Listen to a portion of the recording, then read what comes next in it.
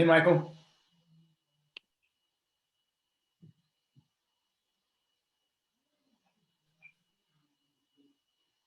How you doing? Hello. Hey, Mike, can you hear me? I can see you, but I can't hear you. Maybe on mute. I don't know. I think it might. You hear me now?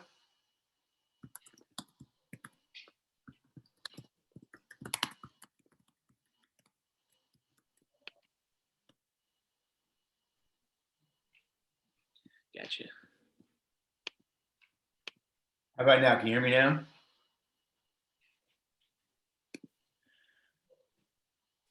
Testing, testing, testing. Okay, this side says that it's hearing. I got you now. You got me? I got you. All right, thank God. Yeah, I was like, what the heck? All right, we got it figured out. Awesome, man. Modern day meeting. Yeah, it's I was out while I was building the company and figuring out how to do this thing. I came out to the USLC Training Center 12 or 13 times. Yeah. Everybody there, and those face-to-face meetings are fun. This is so much easier, I gotta say. Yeah, it is. It's right at your fingertips, but it's one of those things too where it's like if you can just get the video to go up and you got a solid internet connection, then it's all good. But if you don't, then you're There you go. you're out on your own. Back on the phone. Yeah, exactly. Yeah, I really like it though. It's made the world smaller. Yeah, and honestly, that's what I would. Yeah. My story is that I came from the I started doing tech back in 1972. And back then, they didn't have displays for computers. It was all printouts. It was horrible. Yeah. And these days, everything is so good. But so I got into the investment world in '81, and then did mostly tech portfolios because I knew that best. And then the web was invented in '94, and or at least went public in '94. And then I was doing more tech portfolios and web portfolios. And then in '02, '03, I had this idea about what Zoom has really done is a microcosm of what happened. All of a sudden, I realized that we don't have to, we don't have to have a world that's 6 months apart from each other. That I can grab. I was a fencer at one time, and I was actually planning on going to the Olympics in '80 for fencing. And screwed up my back. That didn't happen. But they didn't go to the Olympics anyway in '80 because of Carter. That was when it was a disaster. Right. That was the big holdout with Russia, right? Yeah, that was the stupidest thing in the whole world. Yeah, I've heard that review a bunch of times. That was a dumb thing to do. So I was supposed to go to the Olympics for my back. My sister was on the fencing team, the Olympic fencing team. She didn't go.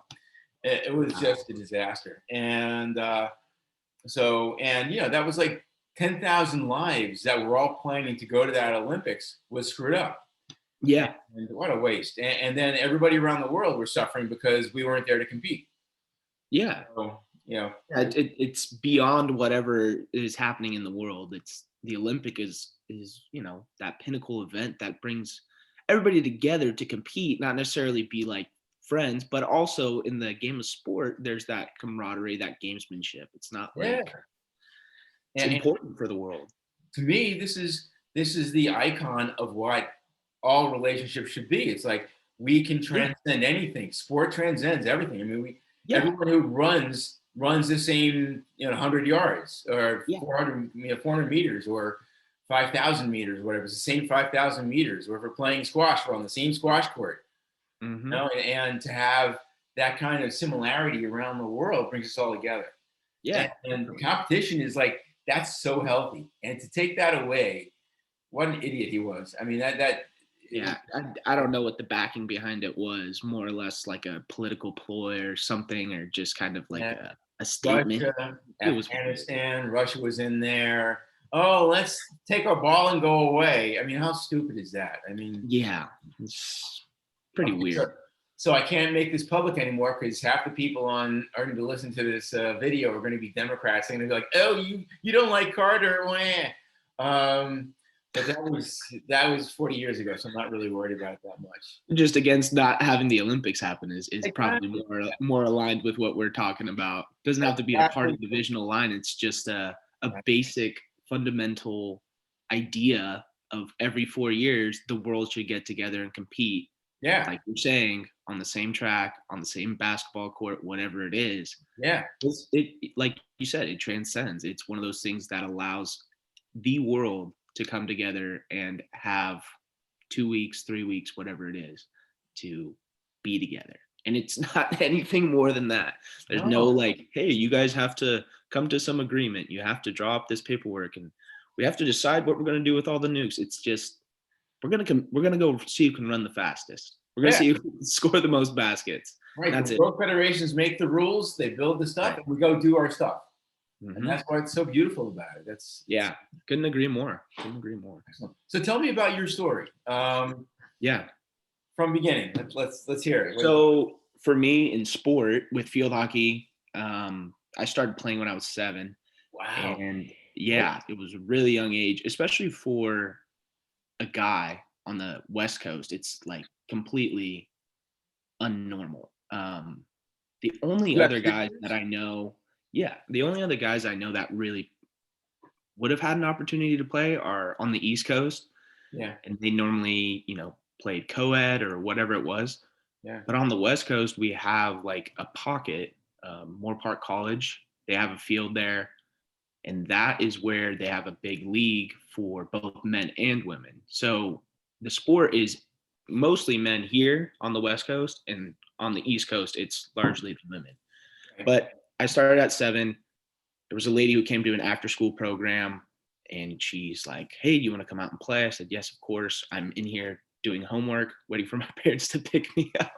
So I'd love to go out and play a sport." I played everything growing up. I played tennis. I was playing baseball, soccer, volleyball, anything I could get my hands on, I was playing.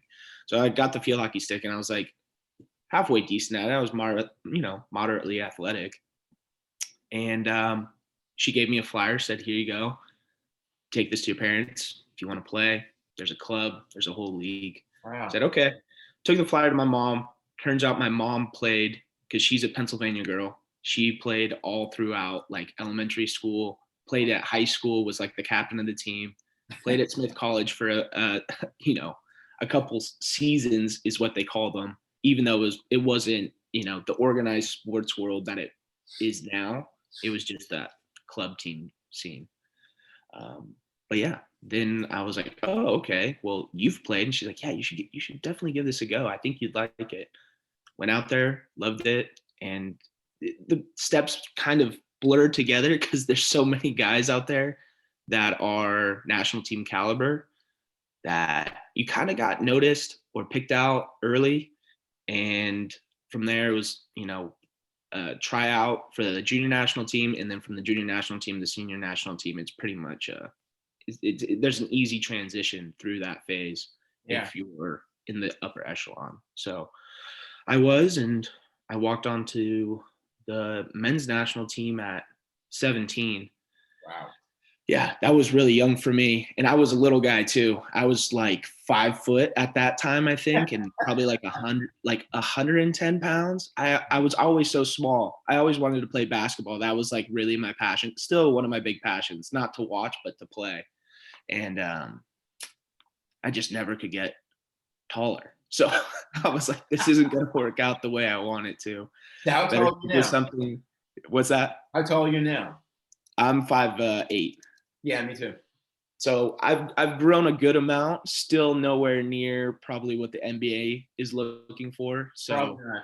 Yeah. I gotta stick with something that's a little closer to the ground sport wise.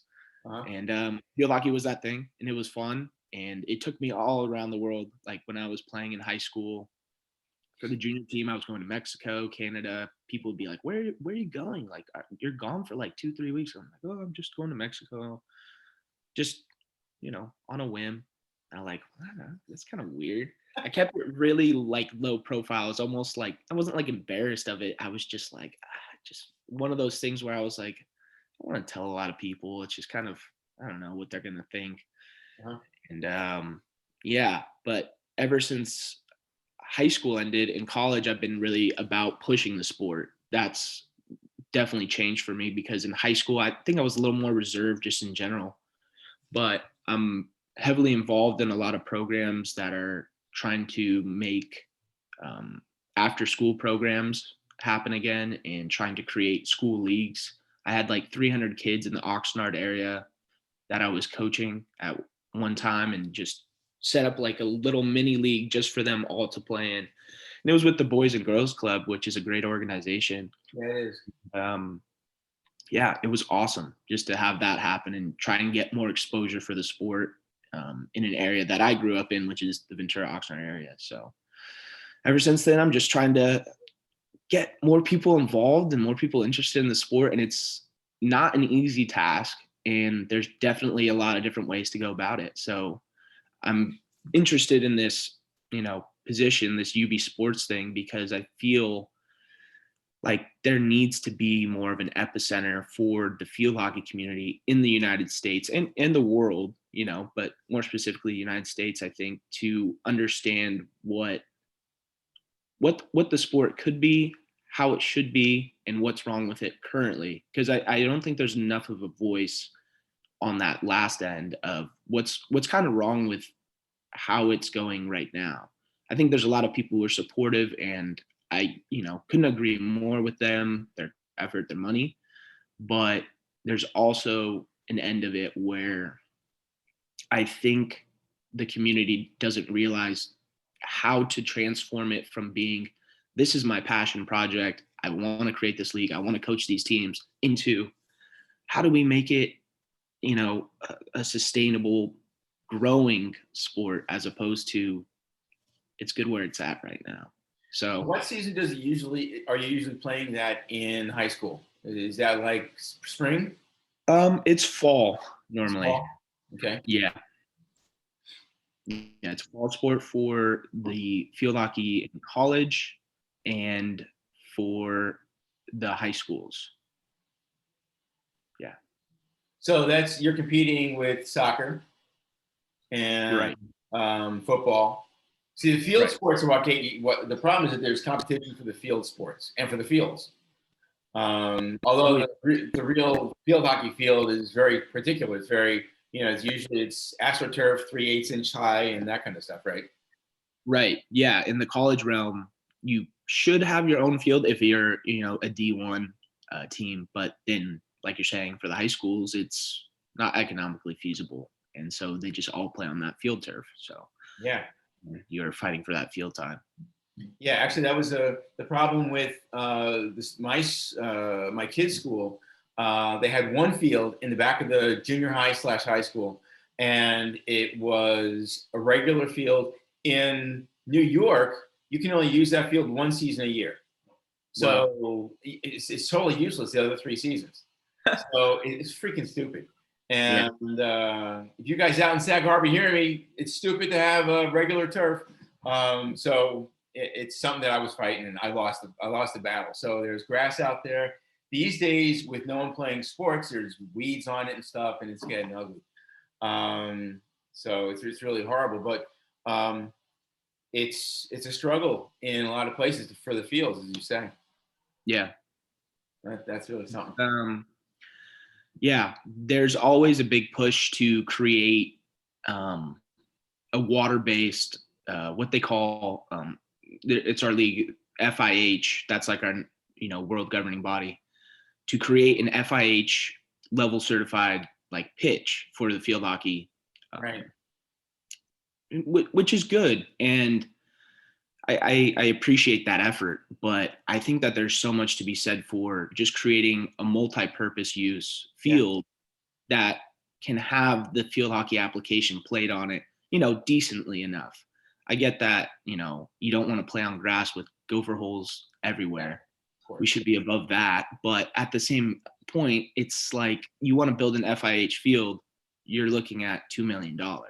Yeah. And like you're saying, it's funny that you say, oh, well, it's only available one season out of the year for this field, right? Mostly because of the weather. Yes. right? Yeah. So, but the thing is that's funny is that when you build like a specialized field, like something like a FIH field hockey turf, Right. you're essentially, economically, business wise, you're only creating something that's going to be used one season Yeah. Right. a Exactly. year. Yeah. And so that's where I'm like, well, these multi-sport things, like, why don't you get together with, some local soccer clubs, whatever it is, Right. something, and align these resources and these monies to create a field that is acceptable. It's something that you can work with and you can play field hockey on decently enough, at least for a youth team. They don't need to be Right. playing on FIH certified turf necessarily, but they should be able to at least have a place that they can go locally and play pretty Right. regularly and have a season. And then guess what? You don't have to compete for the field because you can make that season, like you're saying, that fall season. And Yeah. then soccer come out and they play in the spring or whatever it is. Yeah. But Exactly. it's a big problem right now as far as, well, I can't play field hockey because there's no fields around me. And it's like, that's always the common, it's the common chord where everybody's, frustrated. And it's like, well, yeah, because you can't really play on grass. It's too much of a finesse sport to play Right. on grass. Right. So you end up playing on like a tennis court or a roller rink or whatever, what have you. And it's kind of that doesn't cut it either. So Yeah. try and find those fields where they're those sport surface. Those are the ones that we need to align with as, a sport to really help raise the bar. Because soccer goes out there and they're like, yeah, I'm gonna hop over here to this field. I'm gonna go play like in my backyard, whatever it is, right? Like you Yeah. can play that sport anywhere, and that's why it's the biggest sport in the world. Is because you Yeah. can literally play on concrete, on soccer, on wood, whatever you want to do. You can play a soccer game, Yeah. and that's what I think we need to do with field hockey. Lower expectations, find the middle ground, and align with a bunch of other sports to create that. Can they change the ball so it doesn't is not affected so much by the bumps and the grain of the grass and all that? Yeah, they've actually. I could actually pull one out really quick. Here, let me grab one. Okay. I'll be right back. It's right over here. Let's see. So I don't know if you know what a field hockey ball normally looks like, I guess, in comparison to what I'm holding up. But this is much larger, Oh yeah, it is. and it's got the same dimple effect. It's almost like it's like a softball, Uh-huh. um, one of those ones you find at the batting cages, except it's a lot more hollowed out. So we use these all the time when we're coaching younger kids because they'll get hit in the shins with one of those field hockey balls and it hurts. It does. Those are like completely solid plastic balls Uh-huh. that are just ramming into your shins and it's going to hurt. But these balls are really, really great. And they do actually a pretty good job of, manipulating the bumps or whatever it is. They stay pretty true for a field hockey ball. Because if you're playing out on the basketball courts, which is what we have to do when we're coaching those boys and girls clubs, we play with these things instead because, well, they can take on whatever random cement bumps are out there or whatever. And if they get launched up for some reason, it's not going to hurt a kid that much. So That's cool. yeah, that's the latest innovation, and that was new for us last year, and it's been a huge success just for trying to generate more young, youthful players. And like you asked, I'm sure it could be used to, facilitate something that's a little bit more used to rolling through some rocks or bumps or whatever it is. Yeah, exactly. Well, I think it's the great thing about soccer ball. It'll bounce over anything, Yeah, and it won't be that untrue in the bounce, no matter what it does. But yeah, that's a great innovation. To have something like that where it is more available for other services. That makes a lot of sense. That's really cool. So, is that like public? Can everybody buy those balls, or is those? that actually, I'm not even sure. I know a lot of people at USA Field Hockey. So they gave me these because I told them about the program. So it was kind of like a grant. funded thing. Cool. I don't know if they have even really sold them. I think they mostly look for people who are going out and doing these outreach programs. They'll always gift like a whole bunch of sticks for you to use, cones, and now they're gifting these balls just to anybody who applies that has a half decent reason. They'll normally hook them up because they're all about trying to grow the game. That's great. Yeah, it's a good organization in general. Yeah, Field hockey. I yeah, met it's with cool for who I met. I met with a woman out there named Caitlin, or I forget what her name was. She was wonderful. She was like totally a on player. it. Loved what we were doing, and it was really good. In USA field hockey in Colorado Springs. Oh, was this a couple of years ago? Yeah, it's about 5 years ago. Okay, I think I know who you're talking about. Caitlin. Yeah, Yeah, I started playing she's stuff. not with us anymore, I don't think. Probably not. Those. What's interesting is that when they get into administrative jobs in one of the NGBs, they move around, and Yeah. that's their. It's never a straight line. It's like you're doing these little tacks up and down, Yeah, and you're like, "Oh, I wanna stick to my sport." It's like, really at that point, it's kinda like, no, it's more along the lines of, this is administrative NGB stuff. It's kinda like, yeah, it's above the sport of, like, you need to know what field hockey is. It's kinda right. like yeah. Yeah, it's just administrative stuff. So yeah, I found it. Every time I've gone out there, I've met really nice people, Yeah, and they're into what they're doing. But you have to stay away from the top administrators because they think that their sport is the sport in the world, and they're in this little silo. It's like I always use my coffee cup for this. Like everyone's like, this is impenetrable, and I'm in my silo when I play field hockey. But they don't realize is that you're gonna have a little bit of leakage that goes to soccer and to lacrosse and football, mm, and there are so many other players out there who can leak in and come into field hockey because they're seeing it's a field sport. It's a lot of fun. I'm not 6 feet tall. I'm not 250 pounds. I'm not going to be a rugby player. So playing a sport like this, where it's eye-hand coordination and speed and still on turf, is really fun. So I yeah, think there's such an opportunity to have a porous silo where people can go in and out and find their niche. And like you did, I right. did the same thing. I played a bunch of sports until my story. I was walking through the high school. I was like 13, and I'm walking through the high school. All of a sudden, I hear this ching ching ching ching ching. I look in, and these people in white suits with masks on are swinging swords. I'm like, that looks really cool. So I Mhm. walked in, I picked up a sword, and I said, I want to do this. But it's after trying like 10 sports, wrestling, and I was also a short guy. So I couldn't play basketball, even though that was really one of my passions too. I really hated baseball, and so I just gravitated and then found fencing. So the same thing as you. Your journey was other sports and then field hockey.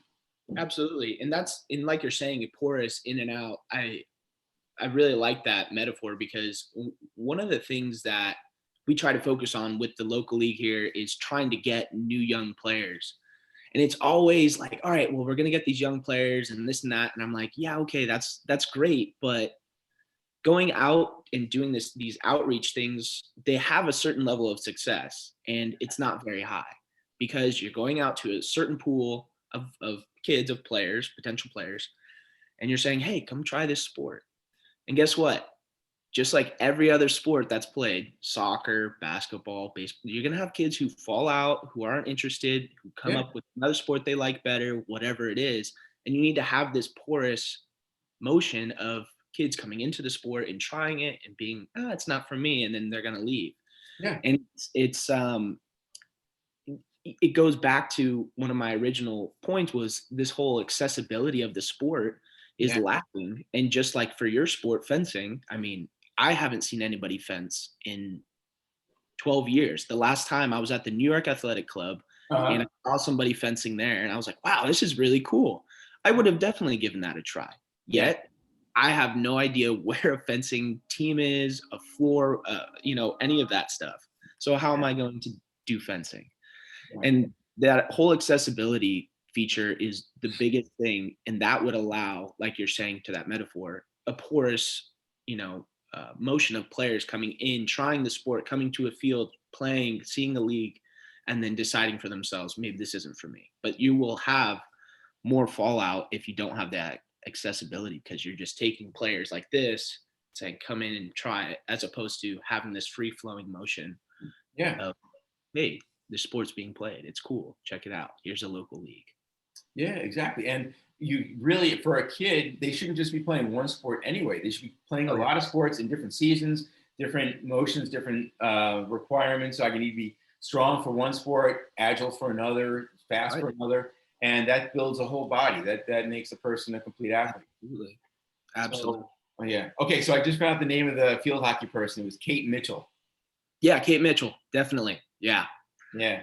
Yeah, she was really nice. She was always sweet, and she was always helping out. And she was also like our social media manager too. Yeah. She did a whole bunch of stuff.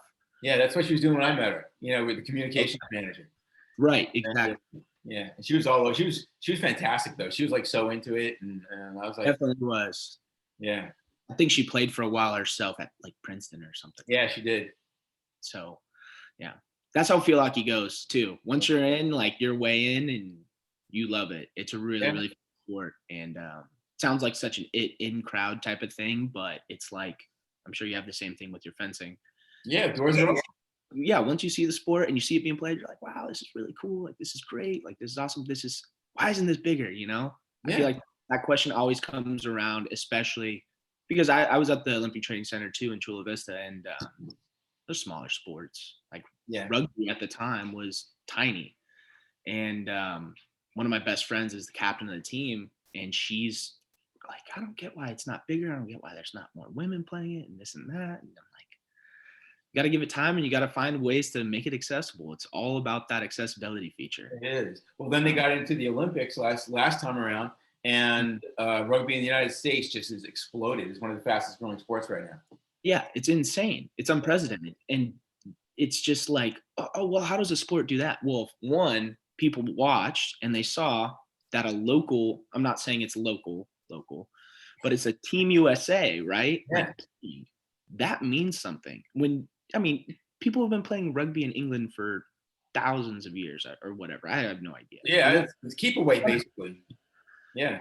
So why is it not a bigger sport in America? Why, did soccer take so long, this and that? And it's just all about that presence of mind of saying, okay, you got to facilitate something inside of an area like the United States.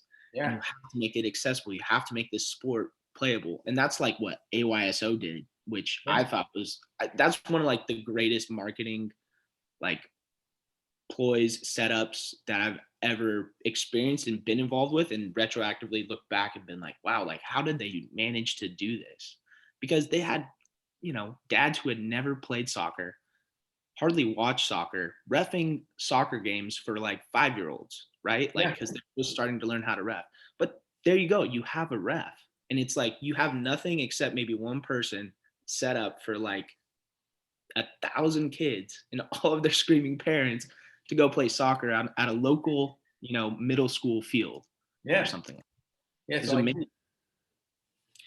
It was a huge sport though, or a huge move for the sport, because it was like in the late 90s that I started playing AYSO, and I was just like, wow, like this is cool. I want to keep coming out and playing soccer. There's so many people playing soccer. I love soccer. Well, then soccer exploded. It went from like 10 million actually to 19 million in 5 years. It was unbelievable. And now there are over 20 million people playing, and every kid knows how to hit a soccer ball, a kick a soccer ball, and it's a wonderful thing. But to our point is that there has to be a way to bring more people into every sport and let them find their niches. They're going to be out and in. It's got to be porous. I mean, I'm a squash player, and I started playing tennis when I was a kid, and then when I was 18, I was at Penn for fencing. Actually, I was recruited for fencing. And when my back got hurt, I could still play tennis. So I went out for the tennis team, and the tennis coach was also the squash coach. And he goes, I was like, there was a 64-man draw for one spot on the tennis team. And I lost in the finals in the tournament. And the guy who beat me was a senior. He decided not to go out for the team. So I go, Al, it's my spot. And he goes, nah, you're a squash player. I said, what are you talking about? I'm a tennis player. He goes, you're short, you're fast, you're really quick. You have a really great backhand with a slice. You're going to be great on the squash court. I'm like, squash is a vegetable. I had no idea what it was. Yeah. And so then he goes, okay, I'll have our guys teach you how to play. And, those guys ended up being national champions and Oh wow. Yeah, so I started playing then, and I kept playing on teams and stuff, and then I was a pro for a while, and then I keep playing in age groups, and now I'm really old, so I keep playing now, and I'm playing in the 60s and loving it. I've got a great. I still can beat up on 30-year-olds most of the time, but it's just my sport. But to that point, it went from probably 750,000 people to 3 million people in about 10 years because everyone realized that, hey, if I teach my kids how to, or get my kids in front of an instructor, get them pretty good, they're going to get an easier way into college. And everyone's looking for like their way to get into college. So that was, it was great for them. And so the sport boomed, and mostly because the juniors are playing. Yeah. Yeah, that's fun. I always think that's funny how that works is like the whole college pipeline for most sports is like, wow, okay, I'm going to play this sport and then hopefully I get picked up by, some college, some coach sees me. And it's like that's the payoff of the sport. That's why the parents are invested in the sport and allowing their kids to play. Right. That I always find that feature really interesting because that was never an option for me. Like as a field hockey player, there's no in particular. there's no college field hockey for men in the States. So it's one of those things where it just played purely because I could get onto the national team, or I was already on the national team before I even really realized it. I was like 15, 14 playing on the junior team. I was like, oh, I'm on the junior team. Great. And I'm traveling. But that was like the same feature like you're talking about with this college thing is like, oh, well, if I play this, I can go somewhere with it. I can in education, I can do all these things. That's kind of what it's done for me, at least, too. It's opened up a lot of doors. So where'd you go to college? I went to UC San Diego. Right. Yeah, right next to, close to the Olympic Training Center in Chula Vista. Kind of made a decision. I got into UCLA, UCSB, Santa Barbara, and UC San Diego, and chose the latter because, I could go there and I could go and train in the mornings and come back, do my classes, and go to the beach. It was awesome. Really good time. I don't blame you, man. I would do it too. Yeah, really fun. Yeah, so UCSD is gorgeous. When we were first working on what we're going to do and how we're going to build it, I had to actually start a sporting goods store because part of the revenue model is, everybody needs stuff. And, for you guys, there are only a few good stick manufacturers. Right. So, I had to travel and talk to all the different schools and find out what we could do to supply them, what they needed, and how we get in the doors, basically. It's actually a pretty simple process because most, especially the state schools. So I went to UCSD, UCSB, UCLA, USC, and we were talking to them and trying to figure out what we had to do to be in their bidding war for equipment. And it's actually really easy. They come out with a bid book on January 1st. It's about this thick, and you go item by item and you pick. I can supply this for this price and this for this price and that kind of stuff. And we ended up going from $0 to $600,000 in sales in a year. Yeah, it was unbelievable because all we had to do is beat the price. Right, exactly. And, it was they're not looking for much else than that. Exactly. They want to keep the books tight. Exactly. So it was really easy. And for who are you sponsored by for a stick? I'm sponsored by Adidas. By Adidas? Cool. Yeah, Adidas. Yeah. So you know Harrow sticks, of course. Yeah, I do. Yeah. So I was sponsored by Harrow for doubles. I was sponsored by Head for squash way back when. Nice. And so I've been around the block there. But that was another really important part of my experience was that working on getting sponsorships and that kind of stuff. But being sponsored by Adidas, that's like the best you can get, right? For field hockey, I think I'm obviously biased, but unbiased opinion, it's the best stick. Like it really is. They've been at it for a long time and they've got all the resources. They're, R&D team. They're doing all kinds of stuff constantly, trying to change the stick head shape a little bit, changing the way that they got like a spider web wiring carbon fiber technology about like how they wrap the stick, which didn't really fare too well. It was cool. It worked, but it just wasn't the stick for me. I was like, I don't know about this. But still, one of those things where I was like, I haven't seen anybody do anything this different in a long time. So they're doing a lot of stuff, and their shoes are like the best in the game. Yeah, shoes are. 100%. I've worn They're, Adidas. Uh, yeah, they're tough to beat, and they're developing their shoes quite a bit too. They're changing the stud features on them a lot. They're making them super really, light. They're using neoprene. Like they're sweet gear. They got some good stuff. really nice. That's Yeah, cool. Okay, so one of the parts of your job, should you choose to accept it, with UB Sports, is doing that, doing reviews for equipment and shoes and all that kind of stuff. yeah, You know, I don't know if Adidas will allow you to review other people's sticks, so you might have to bring somebody else on to review a Harrow yeah, stick or yeah. you know, there are, what, 5 or 6 different manufacturers that are really big in that in field hockey, right? Right. So Yeah, yeah, there's a couple, and then there's a couple of I know there's a couple brands. One my friend actually started a long time ago, but they use all roughly, you know how it goes in the manufacturing world. Half of them use the same stick manufacturer in India yeah, or whatever it is, and yeah. change the logo and whatever else on it and colors, and they're like, yeah, this is ours. So, yeah, I don't know beyond, yeah, like you're saying, 4 or 5 of them. There's probably about 4 or 5. Yeah. So, as we progress, we'll get other people that are playing with those other sticks and have them say, "This is why I like the stick, and I'm sponsored by Yeah, them." Blah, blah, blah. definitely. Yeah, Uh, we can do that. My team alone, I know they got we have 4, yeah, we got about 4 or 5 other guys who have those top brands. So yeah, that'd be cool. So they're probably required to do that anyway, to give reviews on the sticks and yeah, they have to do with any contract. You got to do enough social media outreach. I can't publicly probably say anything good about another no, company. no, you Like don't want. so, but that's yeah, that's something that they would probably do. Yeah, so that's really cool. So yeah, that's I was speaking with somebody. Oh, it's with Kim Conley. She's a 5,000 meter runner, Oh and she's like way old. She's 34, and she's racing against like 18-year-olds and kids who just like were born fast. She's actually progressed lower and lower speed times. So she's something else, and she keeps going, and she's really fun. And she's going. I'm going to do interviews with the field people, with the track people, with the sprinters, and I'm like, man, I love you. You're fantastic. yeah. So, so she's like way into it, and I got to tell you, in the past, since the USOC has advertised what we're doing, I've Yeah. got like 12 or 15 emails like over the past Yeah. year and a half. Well, people are always interested in displaying their sport. I think again, because you're a fencer, you kind of understand the pain a little bit. With smaller sports, you're like, okay, cool. Like there's like outreach. There's things that people want to make important or have a space where it's going to be, displayed. Because for us, it's like we're always living just underneath that surface of, well, we're an Olympic sport. You're on Team USA. I play field hockey. They're like, oh, okay.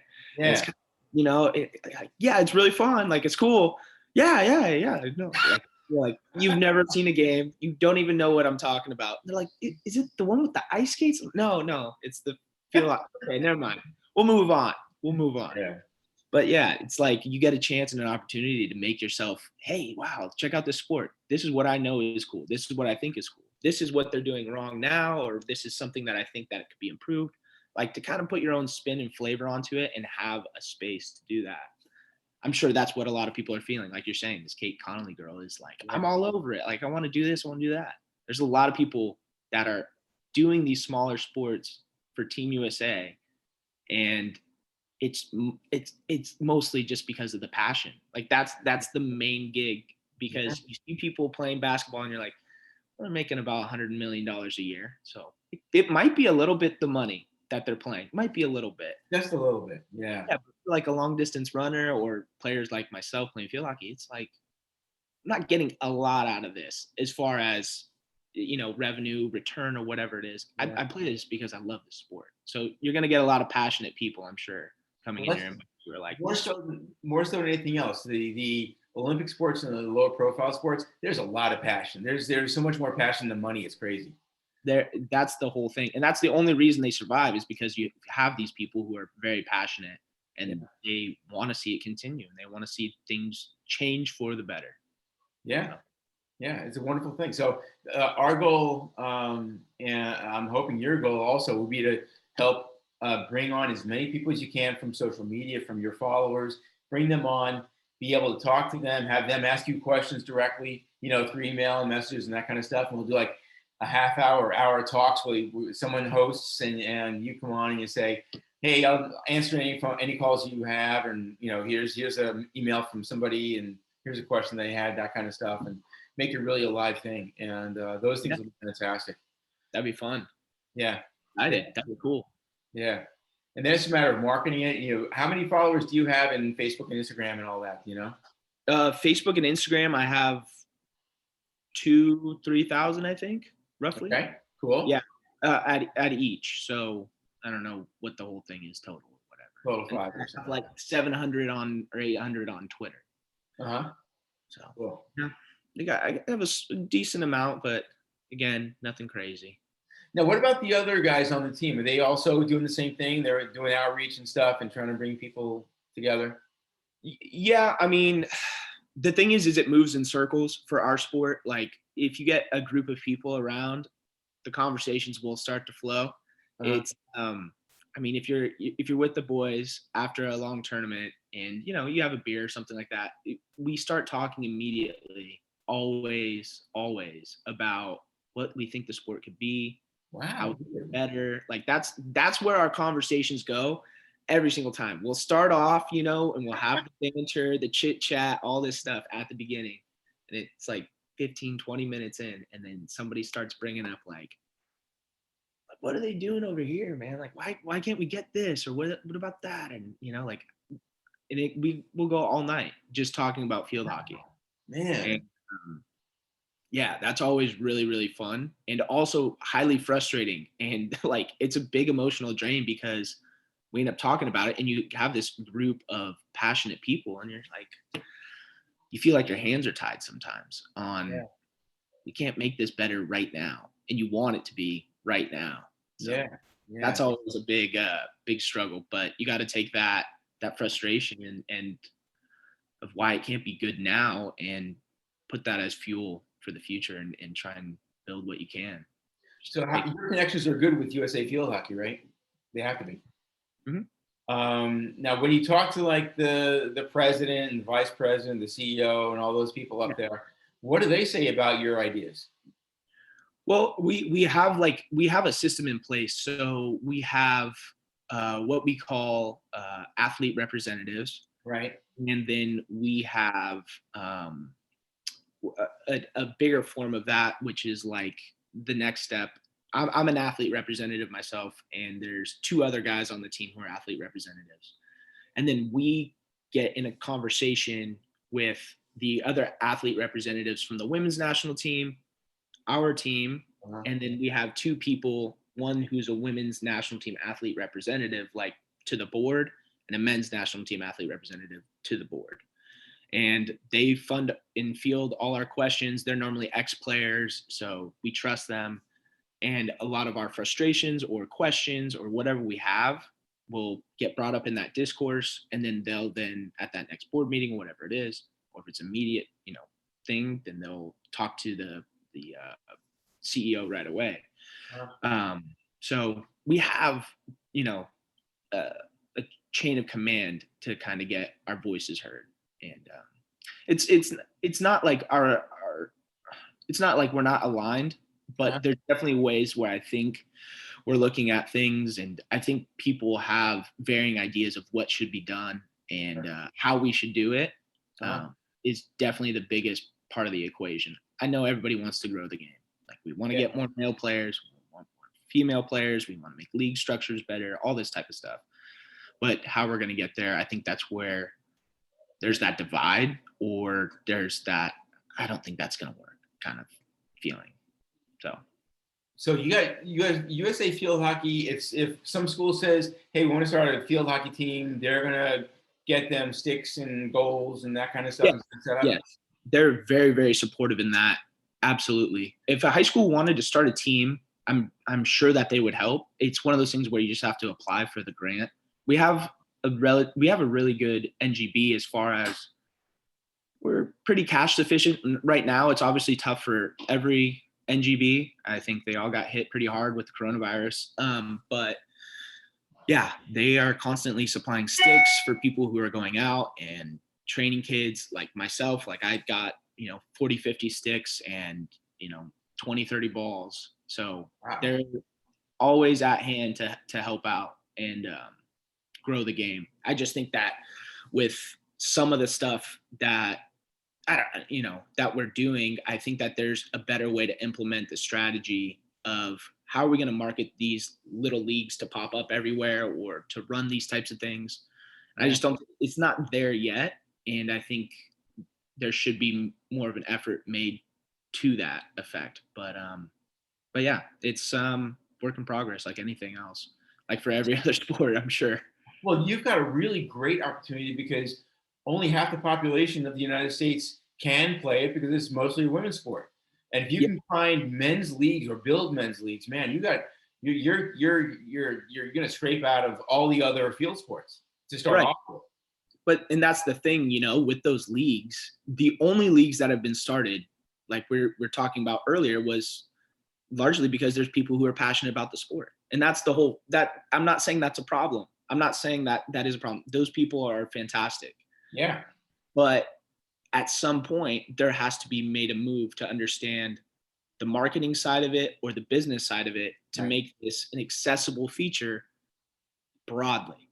Right. And, I think, and this is my like whole big idea, like big picture idea, Uh-huh. is the club structures that they have in Europe. They work. They'll have 2 or 3 tennis courts. They'll have a field hockey field, a indoor basketball court, and whatever else, all in one area, all in one location, one big parking lot, and you belong to a club. And you can go Yeah. there, you can play your sport, you can go try out for the other sport at that club, whatever you want to do. Yeah. If you start to build something like that with these smaller sports, I think you will find that there's a lot of people interested in just how unique fencing would be to play or field hockey would be to play. Yeah. Yeah. Well, The accessible feature is the key. And it can't just be fueled by passion. There's got to be a marketing side to it, and there's got to be a financial side and understanding in it. Yeah, but one of the problems that I know, especially organizations in the South, they're competing against like big time football interests and big time lacrosse interests, and on the East Coast, lacrosse is like such a big sport, and and all over you're fighting against the soccer interests, and everyone's like competing for field space, as you said, and for people and for kids who want to play. Yeah, that's what, and I'm not with the Title IX thing too. It makes it hard for more sports to grow. For men's field hockey, it's very hard. You have to have the same amount of sports for men and women. That's the Title IX, and there's no women's football. So a lot of the times, that's kind of like, I think that's where some of the divide comes for us, because we're like, well, we're never going to get into a high school program or a college program. That I don't think that's where our sport can even go. I don't know if it can or can't, but it doesn't seem like it's possible just with the legislation. So we always have to kind of look at the club structure and be like, okay, maybe this is the route that we have to go, because then you can be void of all of those kind of strings and attachments to grow the sport just naturally, just fundamentally. Doesn't matter, boys or girls, it doesn't matter. It's all about just getting more people playing in general. So that's awesome. Yeah. All right. Okay. So I'm going to help you. UB Sports is going to be there for you, and we're going to bring all the sports together. All lacrosse players, football players, soccer players. They're all going to know what field hockey is by the time we're done.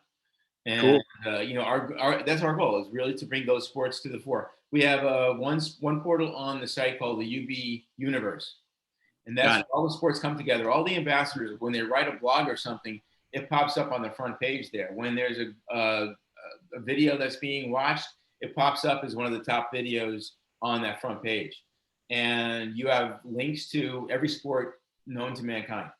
And that's one of our goals, is that there are over 100 sports that are played around the world. I mean, the United States, there are like 5 big sports, and those are really the big money sports, but they're really not the big population sports. Right. Right. And that's what people miss is that, yeah, they make a lot of money, and Budweiser's going to advertise, and AT&T is going to advertise there. But the people who are playing the sports, that's 80%, 85% of the people who are playing field hockey and fencing and sailing and all the other stuff. So, Right. that's my goal is to give it just make the field even. Let every sport rise and fall to how good they are and how exciting they are and how much fun they are in the season. Right. Yeah, it's a lot of marketing in your face. This is why football's great, and it's just like, oh, okay, yeah, I know what football is, Right. but like you're saying, you never get to see the face value of another sport. I can't tell you how many people I'm like, have you ever watched a field hockey game? And some of them are like my really close friends, and they're like, no, I've never seen one. Like, well, okay, so you can't even know what you like or don't like about field hockey, or if you do like it or don't like it. And that's the problem, is that you don't even have a chance to gauge and see, I don't like this, I do like this. So having this platform is something where it allows people, like you're saying, that 85% to broadcast and showcase their sport of, this is what's cool, check it out. Yeah, definitely. All right, so you're going to be fantastic with us. We're going to Yeah. work on the sport. We're going to work on getting you more popularity. I'm going to ask you to once we get all set up. Now we're going to launch mid-late April, depending on how fast the developers get there. We're going to have the initial stuff up and running in the next couple of weeks. Okay. So I'll start handing that off to you and asking you for your input. And from then on, it's just a matter of you blogging, doing vlogs, getting all the blogs together. And so the first goal for you, for any ambassador for any sport, is to curate that one page that every field hockey player and every person who's interested who goes to the field hockey portal gets to see. Yeah. So there's a good video up there on the top right now. And then there's Twitter account, then there's news feed, there's blogs, all for your sport. So you got to find the best news outlets for that, which of course USA Field Hockey and other news outlets. Then the blogs, everyone who matters, who writes a good blog, we can have a list of those. And then come the really easier parts, the rules. We want to make sure we have the rules covered. The skills and drills videos that we can find or you can make. If you can't find good stuff on YouTube, then we'll have, we'll try to grab them from USA Field Hockey, because I know there's a lot of training videos that you guys have there. Yeah. And, you have a head coach and you have a national team coach, right? Yeah. We just got a new one. Yeah. Cool. Do they have videos and stuff that you can watch and learn what they're saying is how to do stuff? Not necessarily, no. All right. Obviously you're talking to him on a regular basis. Do you think he'd be into like doing videos with you about skills and drills? Yeah, I think he would be. The thing is, we can't even get access to a field right now, but yeah, that's like a whole nother mess. We're tied up because we're at Moore Park Community College. So we're inside the California school system, and California is very, very strict on it. And yeah, we can't set foot on that field. That's no idea when we will be able to. So yeah. Oh. We're in a holdout right now, but skills and drills, I could definitely come up with something. Maybe not with the coach too. I think he's in India right now. He's an Indian coach. Right. But yeah, I can figure something out, definitely. Yeah. Okay. So that's another thing that we're doing. We're gonna have every sport's gonna have skills and drills videos. Every sport's gonna have faces in the game videos, like you interviewing the other guys on the team. And then we also have competition videos. So whatever you can find for competition that we can grab, either from USA Field Hockey or from YouTube or Vimeo, wherever they're kept, wherever the good stuff is. We just get links. It's called embed links, and we just take the embeds and we put them up on into our site. And we're going to build a video system that is really smart. Like YouTube is really, I'm not going to say stupid because they're big. But they're not focused enough for what we need. Like if you're any kind of sport, you go on, you want to watch. If I want to watch squash videos, I want to watch squash videos, and it's either going to be from one tournament or another tournament or last year's tournament or this guy who's playing or this woman who's playing, and then I might want to stray off to faces in the game videos, that kind of stuff, and learn more about Hashim Khan and that kind of stuff, the old guys, and watch those things. But I'm going to stay in that sport. And the problem with YouTube is that as soon as you get past the first video, they're showing you like stray things that you don't even care about, like how to build a computer. I don't know about building a computer, but it's showing up on the side of my YouTube video thing. I don't know. You're gonna get a bunch of videos for that now, by the way. You said that in front of your iPhone, I think. So yeah, that's okay. Yeah. It'll all pop up. Well, that's why I didn't go down some other roads that I could have gone down. So, but yeah, it's just one of those things where I came there for a reason, and they're throwing me off track. And for a guy who's ADD like me, forget about it. I'm like, next thing you know, I'm watching guys racing, new Aston Martins. They're a trending feature type of thing. It's yeah. Whatever's cool or getting a lot of views or hits or comments. So everywhere. Exactly. So I really want to make sure that we're at least focused when we're on a sport portal to see just that sport. And the other sports are there, and I can hit the drop down box and I can see those sports that I play, and then other sports that are just available, and then the trending stuff. That's all, something we can have too. But what I really want to do is say, I came here for field hockey. I want to watch field hockey stuff. Gotcha. And don't take me off task. I'm here to do this. I got half an hour. I want to watch how to, hit a backhand. What do you call that when you put backhand? Okay. Yeah, you got it. That's really cool. You're a natural. I am. It's one of my things.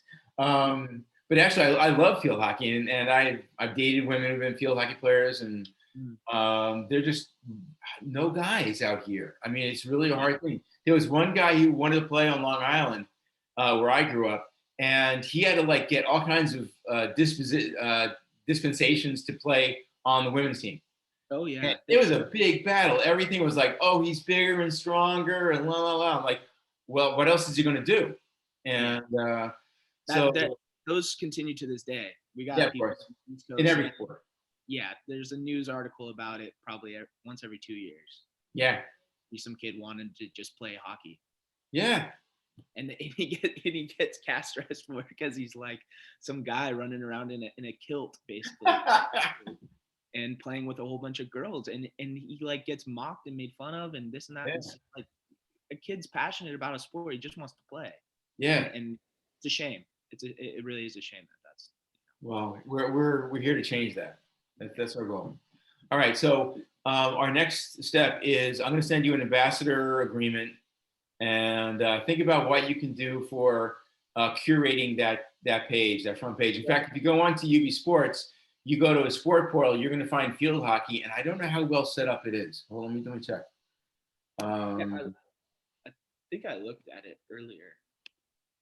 Yeah, unfortunately, you can't join the site because the developers have taken down the join up site part of it.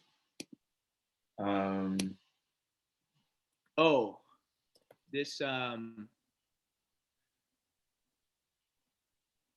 it's not UB Athletics, it's UB Sports. No, it's UB Sports.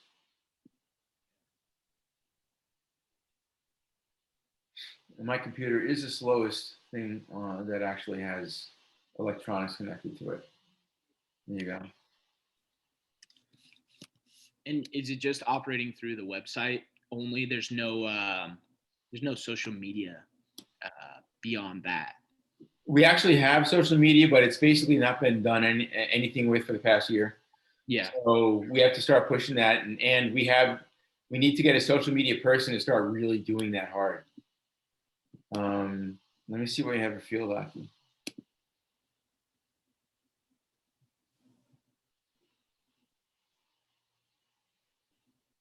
Okay, so yeah, we just basically opened it. What I'm going to do is I'll share the screen with you so you can see what we're doing. I hope you have time. I schedule like half an hour, but we keep going. No, I've got time. Okay, good. Here you go. I'll make this share.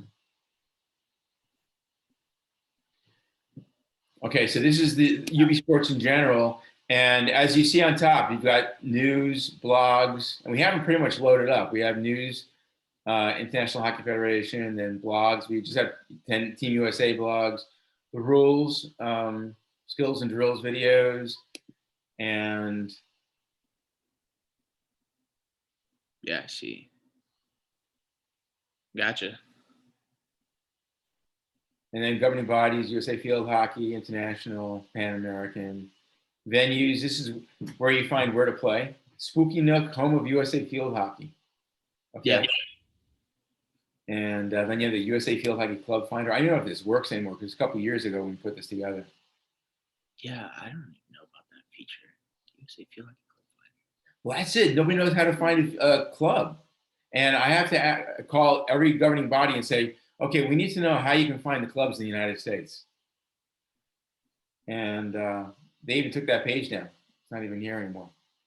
So anyway, that's our goal is to get all this stuff current.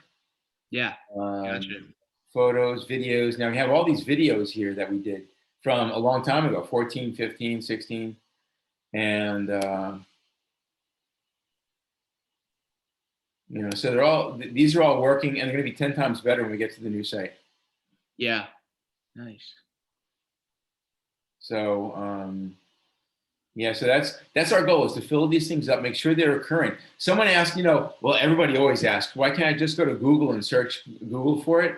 Because you're never going to know. Google is, it matters how many clicks you get and who's paid to get to the top of that page, top 10 on Google. Right.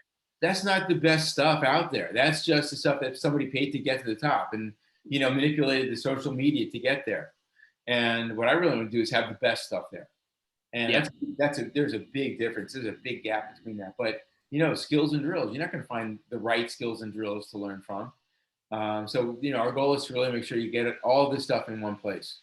Nice. So most of the stuff has already been set up for you, but it needs a lot of work, a lot of manipulation. Gotcha. So this stuff is going to be reloaded onto the new site and into the new database. And at that point, which is going to be about 3 weeks, 4 weeks from now, we're going to start loading this really hard. So at that point, then we're going to ask you to get all the proper blogs, rules, skills, and drills, government, blah, blah, blah, up here. Got it. Okay. And then we'll start really advertising using social media and getting everything rolling for you. Okay. Sounds good. So yeah, it's exciting to have it like here in the new site. Oh, can I show you the new site? Hold on a second. I might be able to show you what it's looking like. Now, can you see this? What I'm doing now? Yeah. Yeah. All right. Let me make this smaller. All right. I'm gonna make this much bigger.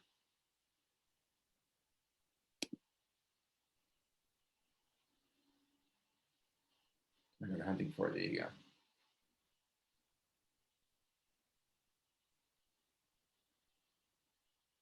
Oh yeah. Nice. So this is basically the new site. It's going to look a lot better. And we just got new logos that look really, basically it's like this, but better colors. And we've got a icon that has UB and sports underneath it. And the circle that like everybody has like a circle around your chest, your left breast. That's another thing that we have. They look really nice. So we're doing that too. But this is what the new site's going to look like. Cool. I like it. Yeah, it's really beautiful. So the guys are doing a fantastic job, and we have the same thing here. We have My World, which is basically what you build your own profile, and it goes from here I am. I'm a field hockey player, and I also cycle or whatever else you do. So you can say that, and then the next thing it says, okay, how tall are you? How strong are you? How fast are you? That kind of stuff, and then it goes to your sports and what you've done in your sports, what your place is in the sport, and what your roles are. Are you a coach? Are you a player? Are you a pro? Olympian, that kind of stuff. So yeah, it's all kinds of really cool questions. You really build a great profile for yourself, including videos and photos of yourself. And then UB Sports Live is that where everybody is. And I'll go back to that so you see that. So UB Sports Live is that the UB universe where everybody meets. And gotcha. Yeah, that's where it all comes together. Yeah, and that's what you've seen, I'm sure. We've got ambassador content. And you see it's like sailing and fencing and squash and a bunch of other stuff as well. So, and this we have this guy is number 112 in the world in squash. He's really cool. He's actually an old friend of my kids who played squash also. Nice. So you see here you have skills and drills videos. Right now it's all about how you can how you can work out alone without people around you. So it's a lot of stuff is COVID. We have one portal called COVID Crazy. So that's where we can have like how you train at home, how you use like 2 liter Coke bottles Yeah. for training. You're stuck. But we're trying to make it a little bit easier for you. Curated content. This is basically we find content from other publishers and we put it up here. Hmm. So we have that kind of stuff, and here's member content. If you find something where some member really loves writing and they're doing blogs and stuff, you can take the content. They'll ask you to put up their blog, and you can put up their blog if you like it. And Hmm. that's done for every sport by every ambassador. And this is your blogs. You write up here, it pops up here. Gotcha. And this is our, these are all like Olympians and pros, and they're up here as well. Right on. And then we have highlighted Twitter feeds. All the Twitter feeds from every sport end up here, so you can just like scroll through here and see everything that we're following in each one of the um, portals. So, and then there's a mat. You can't see it, but under here is a calendar. It's a massive calendar with all the different sports on it. You just say what sport you're interested in. It talks about where in the United States all the events are happening. So Oh, awesome. yeah, and just if one of the things that I really like is when you're tooling around, and all of a sudden you see a sign in front of an arena, and it says U.S. Volleyball Championships. You're like, what? And then you go there and you can watch the U.S. Volleyball Championships just because we're driving by. Yeah. I landed in Denver with my kids one time. We were going to go. Where are we going? I'm going skiing actually. So we landed and we had a couple hours to kill. Walked outside, looked down the block, and there was the U.S. fencing championships were going on. I'm like, oh my god, this is cool. So the kids and I went and we watched fencing for a couple hours. Awesome. Like, Yeah, it's like crazy. Like, how are people not dying to get into this? Or like, how is this not yeah, marketed to the scale of like there should be a line at the door at least. yeah, it's Crazy. crazy. You can just Right. walk up the day of. You're like, yeah, I'll go watch. Funny how Yeah. that is.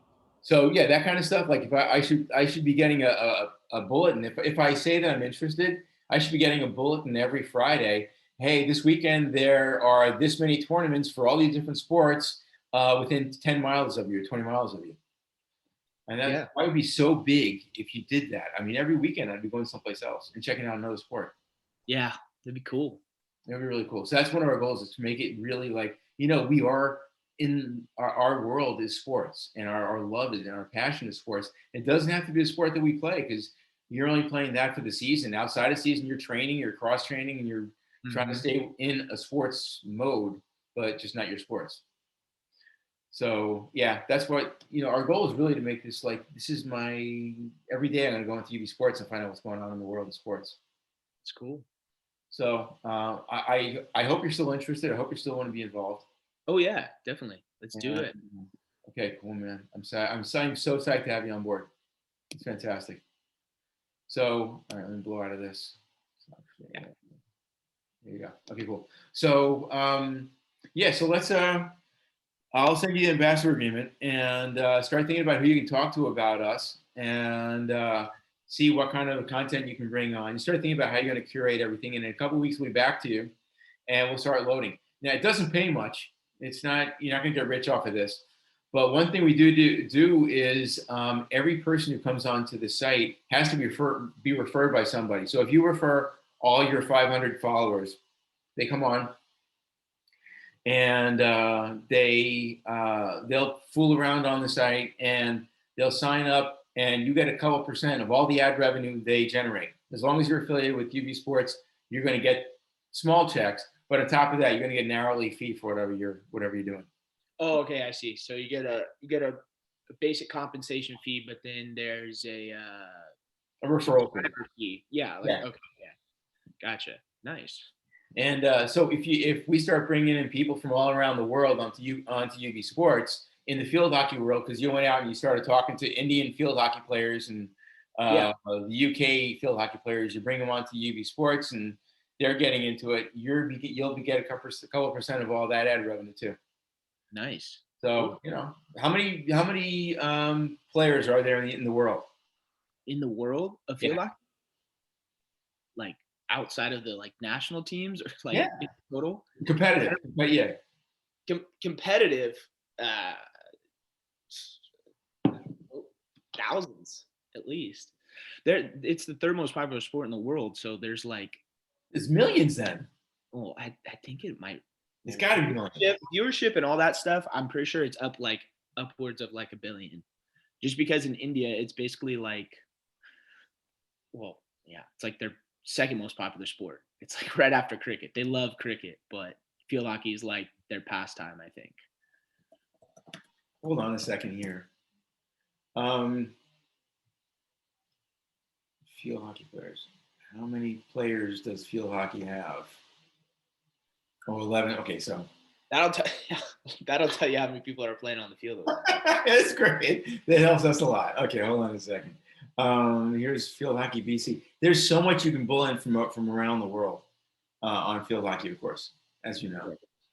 How many field hockey players?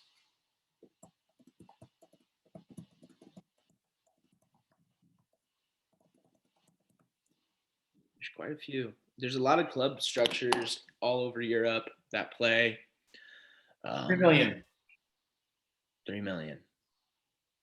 And that's actually a small sport. And we have 3 million squash players in the United States. There are 7 million badminton players in the United States. Yeah, there's a lot of them. So yeah, the world's your oyster when it comes to building the sport, man. Yeah. It's crazy. So yeah, so let's so if you bring those guys in, and it'll be a nice little bonus. But the big thing is just to start building the sport, and we'll work with you every way we can. Mm-hmm. And I can't say we're going to sponsor you for much, but that's another thing we can do. If do you have room on your jerseys and stuff to have logos, or how does that work? Yeah, we do. It's a little complicated just at the end piece of the contract. I don't know. They always get somebody to like sponsor us and then it never goes through. So I don't know what happens. Really? Wow.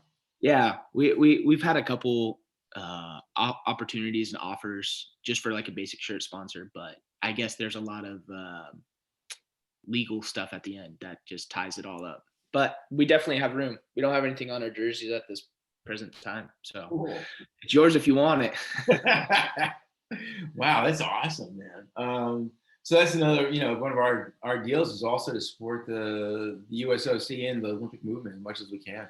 Support Nice. the sport or the big, USOC. USOC, there's so much political stuff going on there. It's so hard to really get in the doors, and they're always saying, "Oh, we're so important and so great," and I certainly believe they are, and I really want them to grow as much as they can, but they're in their own silo. So, Yeah, it's tough sometimes. It's tough to get them to move. it is. So, but they said last time I was out there, they're talking to the top guys. They were saying that if we get 11 or 12 sports and NGBs behind us and working with us and bringing their athletes on, that they would like not sponsor us, but like suggest that all the NGBs join up with us.